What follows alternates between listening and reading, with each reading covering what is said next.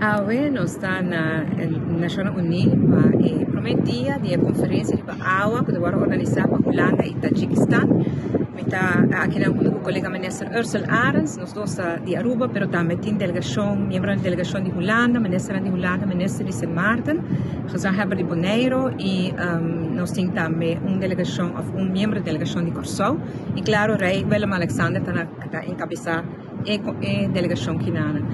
Dia houve pisar com várias diferentes reuniões, conferências, apresentações, tanto ministro Arons como a mim diferentes speech que nós ministra dona.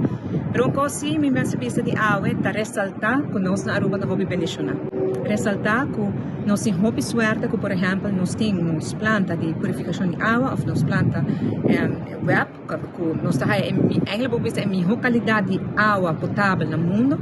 Coisa que o país cerca de nós mesmos, de nossa região, não tem. Nós temos islas que não provê 24 horas por dia água de bebê para os cidadãos.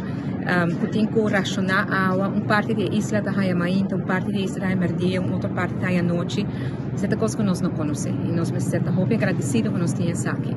Também, turismo e água, nós lamar, nos beaches, mas tudo isso aqui podemos pensar também que nós precisamos mais duro na conservar o que nós temos.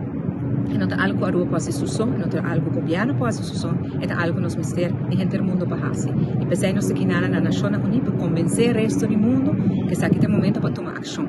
Mas nós temos isla chiquita no Caribe, hobby bonita, mas hobby chiquito, e toda a sociedade e poluição do país grande também tem que nos curar. E essa é a coisa que nós não podemos atender. E para o dia vai bom, nós esperamos que o seguinte dia não também siga bom.